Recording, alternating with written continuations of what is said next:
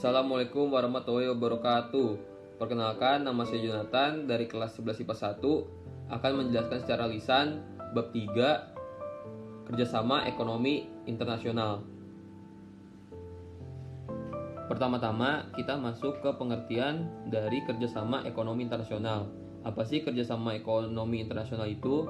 Kerjasama ekonomi internasional adalah suatu bentuk kerjasama dari bidang ekonomi yang meliputi dua negara atau lebih, yang dimana kerjasama ini saling menguntungkan satu sama lainnya. Tujuan dari kerjasama ekonomi internasional adalah meningkatkan kesejahteraan ekonomi, memperkuat hubungan antar negara, dan menjaga perdamaian dunia. Kemudian manfaat dari kerjasama ekonomi internasional ialah menaikkan tarif hidup, perluasan produksi, dan juga meningkatkan devisa.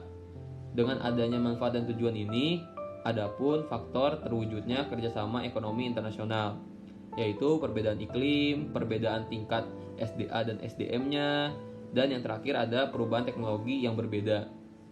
Kemudian dengan adanya faktor, manfaat, dan tujuan, adapun bentuk dalam kerjasama ekonomi internasional. Kalau yang secara terwujud itu yang pertama perdagangan internasional, permodalan asing, kemudian utang piutang, dan kredit luar negeri. Kemudian kalau bentuk kerjasama ekonomi internasional berdasarkan kawasan atau wilayah itu yang pertama ada multilateral, kerjasama yang meliputi dua negara atau lebih, contohnya seperti WTO, World Trade Organization, kemudian IMF. Setelah itu ada yang namanya bilateral. Bilateral adalah kerjasama yang meliputi dua negara saja, contohnya seperti Singapura dan Indonesia, yang saling bekerja sama di suatu bidang tertentu yang saling menguntungkan satu sama lainnya. Kemudian ada regional. Regional adalah kerjasama dalam suatu kawasan, contohnya ASEAN dan APEC. Kemudian ada antarregional. Antarregional ini kerjasama ekonomi internasional yang meliputi dua kawasan, contoh APEC dan EU, Eropa dan Asia. Setelah itu ada subregional yang kerjasama secara letak geografisnya. Setelah itu kita masuk ke lembaga. Apa aja sih lembaga-lembaga yang ada di kerjasama ekonomi internasional?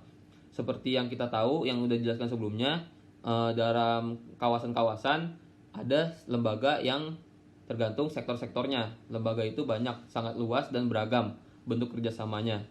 Contoh misalkan dari bagian perdagangan ada WTO, World Trade Organization, kemudian itu secara internasional. Kemudian ada AFTA secara kawasan Asia. Setelah itu ada NAFTA secara Amerika Utara, EFTA Eropa. Terus kemudian organisasi yang di bawah PBB, ada UNCTAD pada bagian perdagangan dan pembangunan. Kemudian ada ILO, International Labour Organization dalam hal perburuhan. Kemudian ada FAO dalam bidang makanan. Dan ada juga bentuk kerjasama dalam pengaturan uang internasional, contoh seperti World Bank yang mengatur keuangan dunia atau internasional.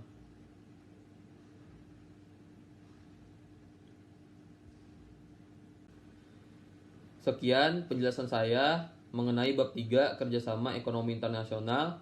Mohon maaf jika terdapat kekurangan dari materi ataupun kesalahan kata. Wassalamualaikum warahmatullahi wabarakatuh.